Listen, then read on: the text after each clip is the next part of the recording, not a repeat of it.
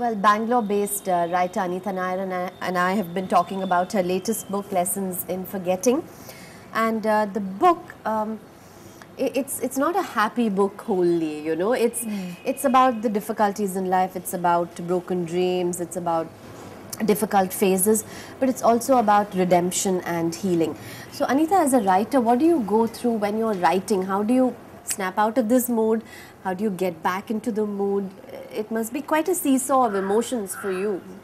Oh yes, it is. I mean, I have to first work myself into a state where I, where I Doesn't am. sound very nice. Work myself. No, well, work myself into that particular mood so that, I write about that very intense scene that I'm writing about with just the right tone of voice. If I'm feeling particularly vivacious and happy, I wouldn't be able to write a dark scene with the same credibility that I should be able to write it with.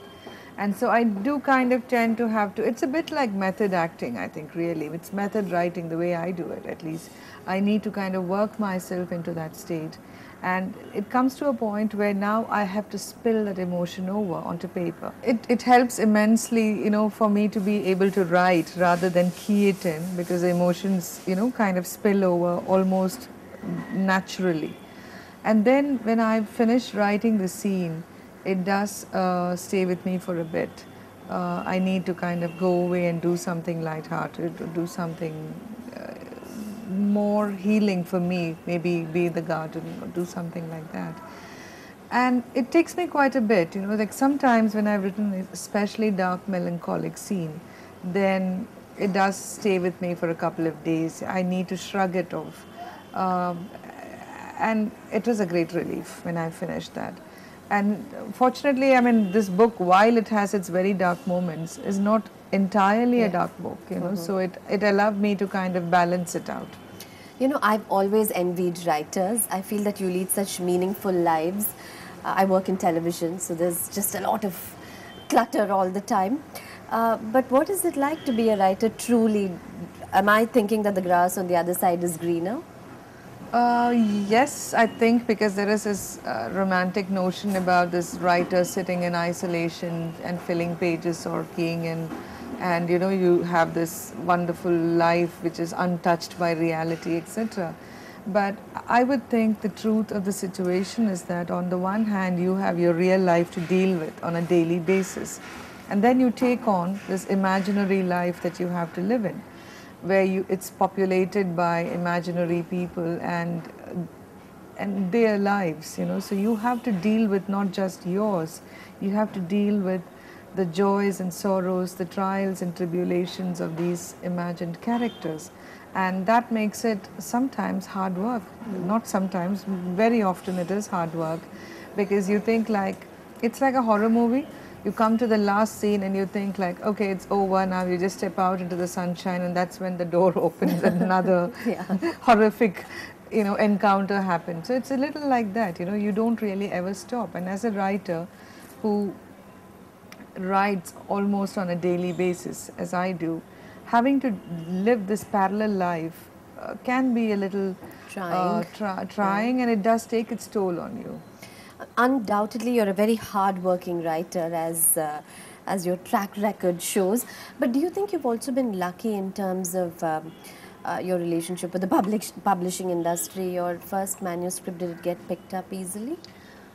Yes, again, it was a sort of fairy tale beginning, really, because I had started work on a collection of short stories, because at that point in my life I didn't have the time to really work on a novel or the stamina. And I was working on these collection of short stories, and I'd written 3, and not knowing enough about how to do these things at that point, I just went to a bookshop, looked at the Indian fiction publishers, took the first one that came up in the alphabetical order. Yeah, so I sent it to a publisher, and I got almost this contract by return post, and it was like, what do I do now? Because I didn't have the gumption really to wait and see if I should send it to somebody else. But eventually I went with that publisher, and what it did for me was it kind of launched me, because that book received a lot of attention, and so it kind of, alerted the rest of the publishing industry to my existence, and that here was a new writer, new kid on the block. And there's a huge market for your books abroad as well, translations. Which are the countries? Well, I'm published in 30 languages. Wow. So that means, I don't know, because all of South America, is covered by the Spanish language, and Brazil is covered also. So I don't know really how many countries. I mean, I do at times have this notion of setting up a little map and putting little pins. No, but what do you attribute that to? I mean, I should actually be answering that question because I'm the reader, but as a writer, why do you think your books are working? I mean, instinctively, what do you think is the formula that's working for you? I think one, of course, is because, I do not write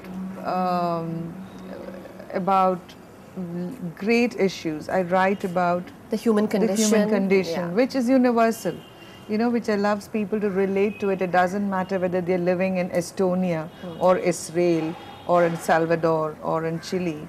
It really doesn't matter. They kind of seem to relate to my books. And first I thought I was riding a wave because, some kinds of literature become popular at a time.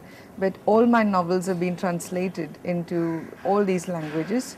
So which means I finally kind of was able to assume the fact that perhaps my books did strike a chord with readers everywhere. But does that in some subconscious way influence your writing? Because you know now what works, right? So does that play in your mind when you're writing? Not at all, because each one of my books is so different from the other that you can't even draw parallels.